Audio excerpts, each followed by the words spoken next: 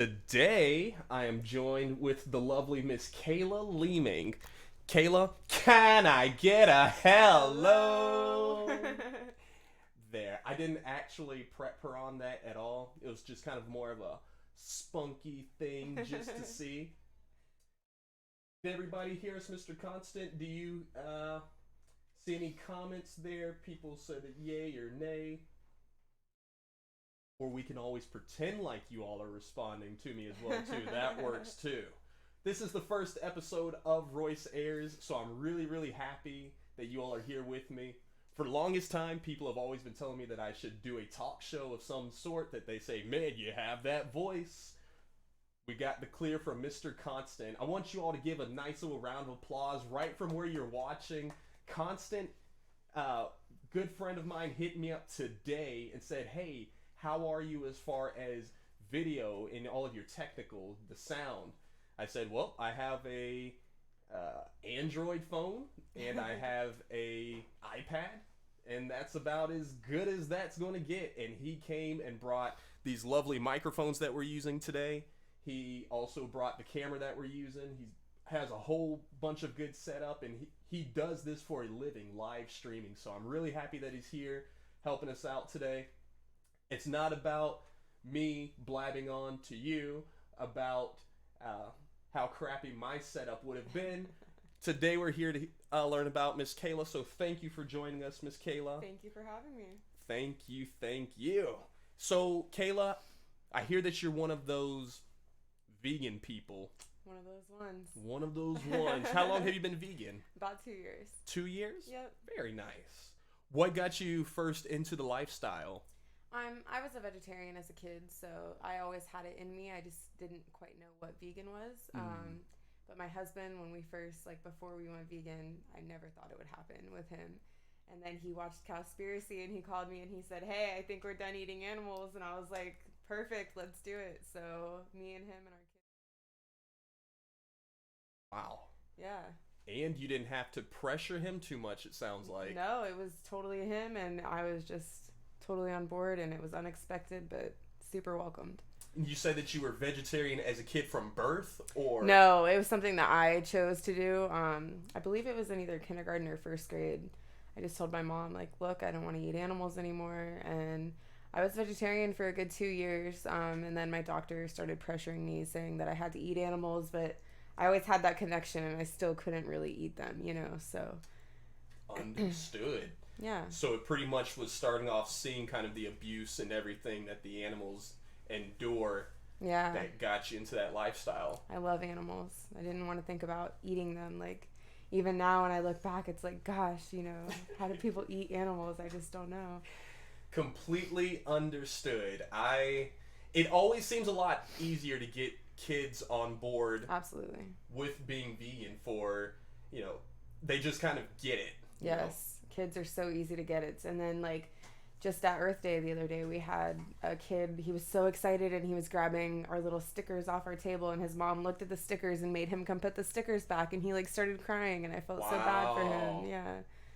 Wow. So I have seen things like that on Facebook before, where there have been kind of pretty much family members that would kind of force, hey, eat the meat. Yep. Forcing it on. Even in my family, we've had the same thing. Yep. I had a little cousin from birth. She never wanted to eat meat.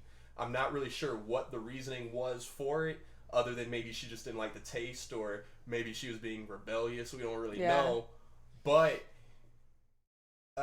she continued to resist eating meat for years and years and years and years and years, and until finally, right as she snapped and said, all right, fine, I'll eat this chicken or I'll eat this burger since you all keep pushing it on me, I went vegan. And then I said, oh, hey, don't worry about it. Don't eat that yet. But it was kind of too late then. She's like, no, it's pretty good. It's okay. I was like, no. But I'm working on her once again. You'll get there. Yes. So, Pumpkin, if you're watching this.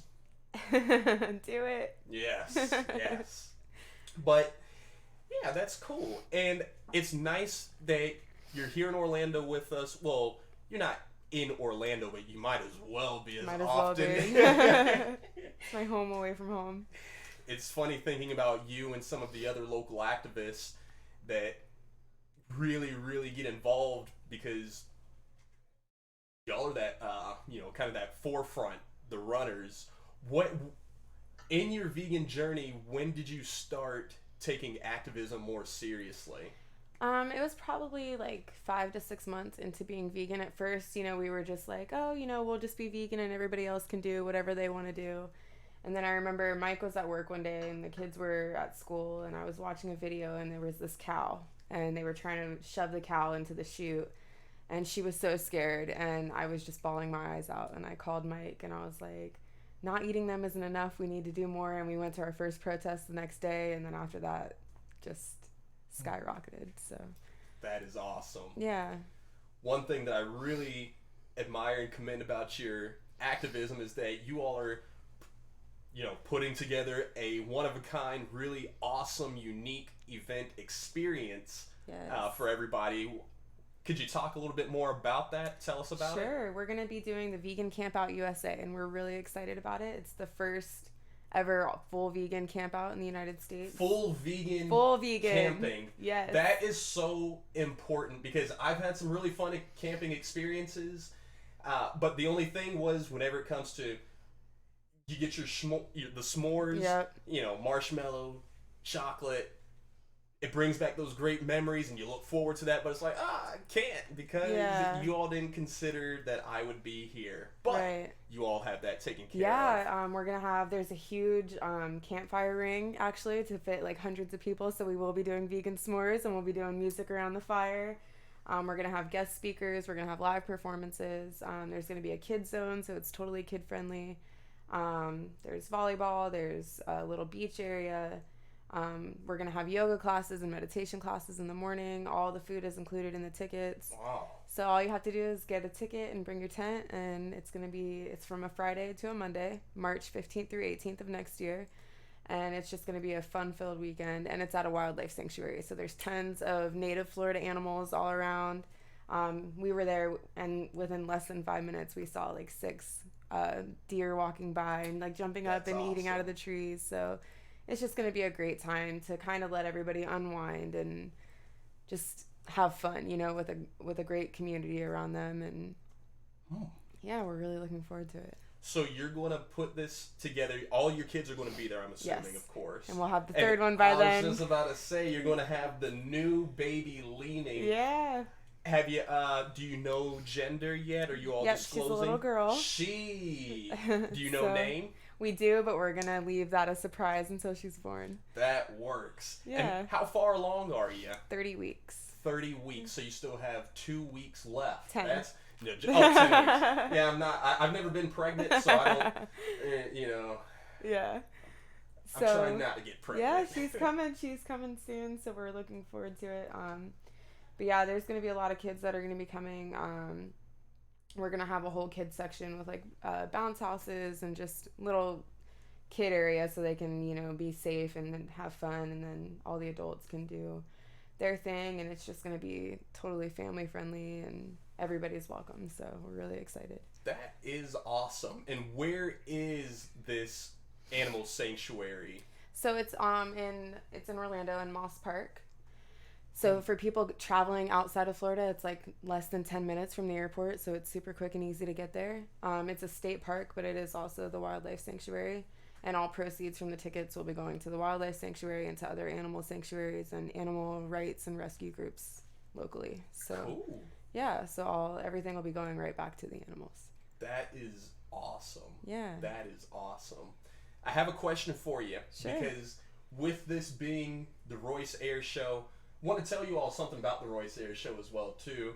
You may have not known, but my middle name is actually Ayers. So really? It kind of just plays into that. It's not spelled that same way. It's not A-I-R-S. It's A-Y-E-R-S. But, pretty cool.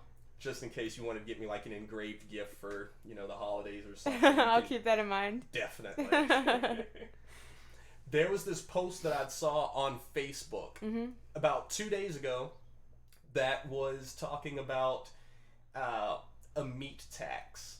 That should there be an extra tax on, just meat products. And it got into a big discussion. A lot of people were talking about because of the different health side effects that come with the consumption of meat and the environmental impact and just all the stuff that comes with it as far as meat. Where I know it's kind of on the spot, and I just no, that's fine. Yeah. What would be your stance on something like that? I mean, I know it is a really controversial topic because I've actually posted about it, and there was tons of. But I mean, I think it's a good idea because it is causing a huge problem in the environment. It's obviously a huge problem for the animals and for health reasons, and people are putting out so much money in healthcare for all these things that are preventable if they don't eat animals. So I think that either putting a tax on it or putting labels, just like cigarettes have warning labels that say may cause cancer, may cause all these problems, at the very least that these animal products should have those labels on them. But I think that the tax, that would minimize how much people are buying the animals, and I think that could be great for everything. I think that was really, I never thought about it that way as far as actually having a warning label on the meat products, because it's true. Nobody thinks about it when they buy the animal. They don't think about that this animal had a face or a personality. They don't think about the health aspects, and it's hidden really well. A lot of people don't know about the health aspects. You have to really research that to find that out, or have somebody tell you. So if it's right there on the label, it might make people say, oh, maybe I don't want to buy these hot dogs for my kids, or you know what I mean? If this might cause cancer in my child, maybe I shouldn't be feeding that to them. So so I think that can make a huge difference. Kayla, you might be onto something. Have you ever thought about running for a political, office? Honestly, me and my husband have talked about it, but I have no idea where to even begin. So maybe one day in the future, I don't know. Trust me, I get it. I feel you. Yeah. I think it's something important. Personally, there is somebody who reached out to us as soon as we get everything logged in and confirmed with him. I want to, give his name out on the show, but he's a politician who's going to be running for one of the U.S. for one of the seats here in Florida. Oh, yeah? And he is vegan. Nice. He's got nearly 100,000 likes, followers on Facebook, and I personally think that's very important. Almost before which political party he's on, which he'll be running as independent this year, but because a lot of those same foundations, a lot of those core principles that we all kind of have, as vegans, it just goes a much longer way. So yeah, we need to have vegans, in the political. Even we've talked about the FWC. We need to have vegans everywhere so that there's a different side of the story. Because a lot of the people who run the FWC are hunters, are fishermen, so they're not looking out for the animal's best interest when they have their meetings and they decide what's best for the animals. So I think that we need to try and get vegans everywhere we can and try and help the animals as much as possible. Agreed. Yeah. Could you tell our viewers what FWC stands for? Florida Wildlife Conservation. That's what I thought. I didn't want to say what I guessed and then been wrong, because the name of the show is Royce Ayers and I don't want to look stupid. So, Yeah. So, but we went and spoke at a meeting for them, to outlaw the bear hunt. So we'll have to do that again this year for next year. But they're the ones who make all the laws according to, for the animals. So it's important to speak up for them when we get a chance to. Definitely makes sense. Yeah. You also have this really, really, really cool and effective activist event that you do pretty much on a weekly basis as well. I think it's important to kind of share that and tell people more about it, see if we can get more folks out. That's something that Amari and I, my fiance, Amari, if you're watching, that's something that we really want to get involved in. Yeah. We usually get booked for different gigs, at that time, but y'all are going to see us out there. But I hope so. Could you tell everybody a little bit more about what y'all do out there? So we run a chapter of Anonymous for the Voiceless, which is a worldwide organization. You can find us on Facebook under AV Orlando, Florida, USA. And basically we just go out once a week, usually on Saturday nights, in downtown Orlando, and everybody wears a mask to try and, stand in solidarity, because it's not about us, it's about the animals. So everybody wears a mask and they stand in a cube formation, and every person holds a different industry footage, undercover footage. Most of our footage is from Florida. Some of it's from the United States, but it's all, local. And then that way when people are watching the videos, they don't feel like they're being judged. They don't feel like they're being looked at. And it's really effective. We have the people in the cube, and then we have other people on outreach that we allow people walking by to come look at the footage. And after they've absorbed it for a little bit, then we'll go and talk to them so that they're more open to the idea.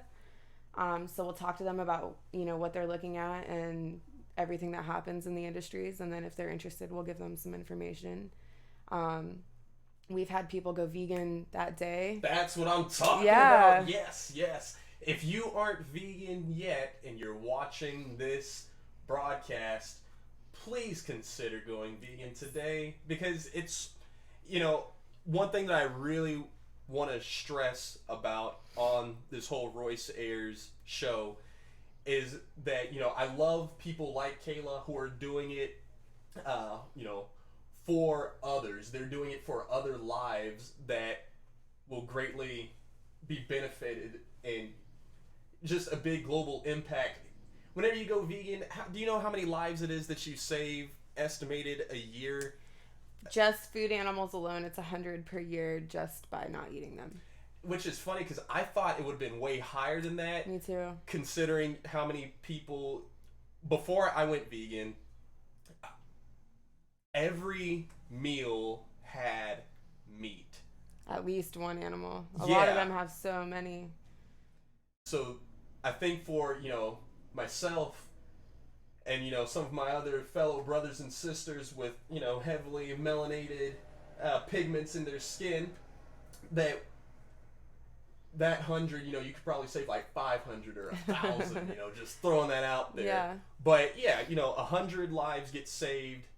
But also the environmental impact, if you haven't looked at what kind of damage that animal agriculture has done, our demand and our need, the consumption of meat does just for the planet, highly consider you just take a look at it. You don't want to be responsible for telling your grandchildren, hey, the earth used to be a really cool place to live.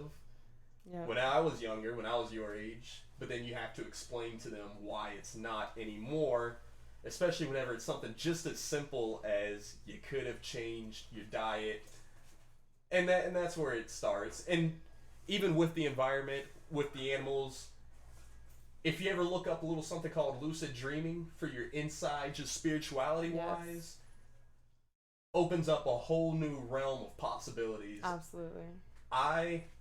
I love meeting vegans who have no idea about that kind of stuff, because let's go ahead and tap into your vegan superpowers today. So, it just has so many different great effects.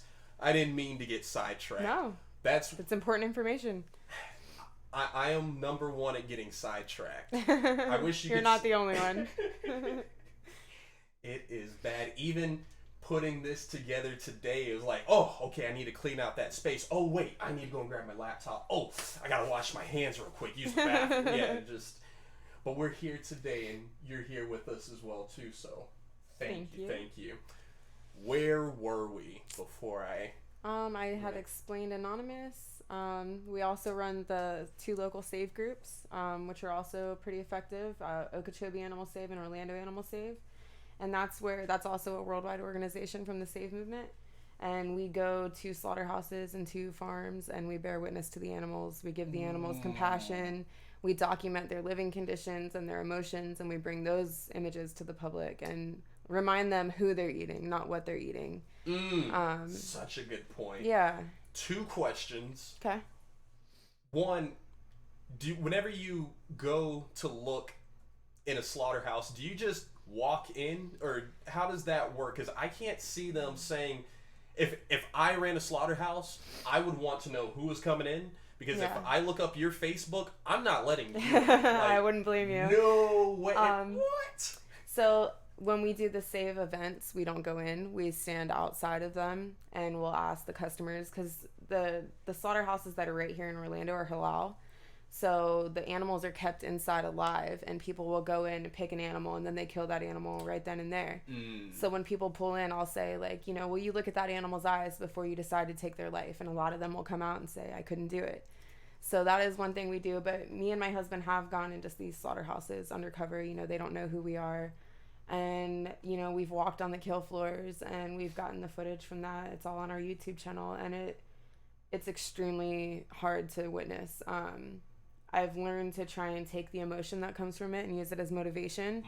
But it is, I mean, after the first time we walked into a slaughterhouse, the guy, we weren't expecting it, took us on the kill floor, and there was goats and cows.